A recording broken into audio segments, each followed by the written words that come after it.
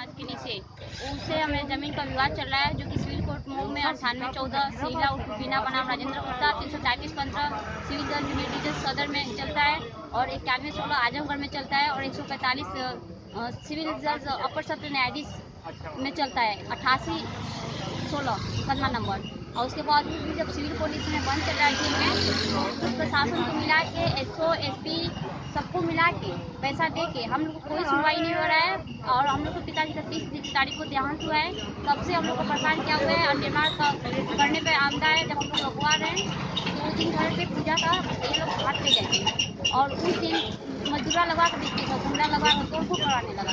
जब हम महिलाएं बाहर निकले रोकने के लिए तो ईटा पत्थर चलाने लगा। जब हम लोग अपने बचाव के लिए फेंके तो उसने रिकॉर्डिंग कर दिया और रिकॉर्डिंग करने के बाद अपने सर पे केमिकल लगा के पट्टी बांध लिया और थाने में गया, बोल रहा है कि इन लोग ने मेरा सर फोड़ दिया है और हम लोग के पूरे परिवार के सदस्य के खिलाफ FIR दर्ज करा दिया है। जब थाने में हम लोग गए तो हम लोग को कोई सुनवाई नहीं हुई। एसओ साहब बोले थे DM का आदेश लाइए तो मैं रुकवा दूंगा। जब हमने DM का आदेश दिखाया तो कागज फेंक रहे थे, इसका कोई मतलब नहीं, लेके जाइए, आपके पास कोई कागज नहीं है, कोई कागज देखे भी नहीं। और उसके बाद से हम लोग का FIR दर्ज नहीं किए। बहन लोग घायल हो गई हैं घर में, भैया लोग भी थाने में गए शाम को तो एक बार मुझसे बोला कि हाँ FIR आपका दर्ज होगा, कुछ गलती है दूसरा लेके आइए। जब दूसरा लेके जा रही हूँ तो बोले किसको किसको चोट लगा है, पहले मैं फोटो खींचूंगा, एसओ साहब को भेजूंगा कहाँ कहाँ चोट लगा है, खून बह रहा है कि नहीं बह रहा है, तो एसओ साहब चेक करेंगे तो मेडिकल के लिए भेजूंगा। अब बाद में एसओ साहब से बात और विपक्षी दल की कोई नहीं, कोई नहीं, वो बोल रहे हैं कि कोई जांच नहीं, उनको सर फूटा हुआ है, वो केमिकल लगा पट्टी बांधे अधिकारी के लोग ने सर क्या वो फूटा है। इंतजार कर रहे थे कि आपका भी सर फूटे? हाँ, और ऊपर से कह रहे हैं कि आप लोग के घर में घायल हुए तो तब से कहाँ थे, उसमें घाट पे पूजा चल रहा था। जब FIR दर्ज करने के लिए शाम को गए तो हम लोग बहनों लोग को बोले कि जाइए आपको कोई FIR दर्ज नहीं होगा, एसओ साहब सीधे फोन पे बोले। हम लोग 3 घंटे तक बाहर खड़े थे थाने पे, 10 बजे तक बहन बेहोश होकर गिर गई वहीं पे और सांसद जी भी फोन किए एसओ साहब को, एसओ साहब बोले कि इसका FIR दर्ज नहीं होगा। अब कुछ कारण बताया उन्होंने क्यों नहीं दर्ज हुआ? नहीं, बोल रहे कि विपक्षी पार्टी घायल हुई है और इनका FIR बिल्कुल दर्ज नहीं होगा।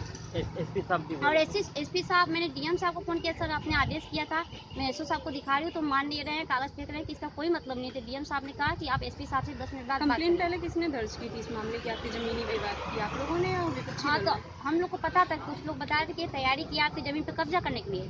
तो हम लोग एसओ साहब के गए तो बोल रहे हैं कि DM क्या से आदेश करा के लाइए कि कोई निर्माण नहीं होना चाहिए, तो मैं रुकवा दूंगा। तो उस दिन हम लोग तहसील दिवस पे गए, आदेश लेके आए। तो जब आदेश लेके गए तो पुलिस बोल रही है कि इसका कोई मतलब नहीं है, वो पुलिस जानबूझ के काम 3 दिन से लगवा रही थी, तोड़ फोड़ करवा रहे थे, हम लोग को बार बार परेशान कर रहे थे और उस दिन मारपीट करवा के ईटा पत्थर चलवाए।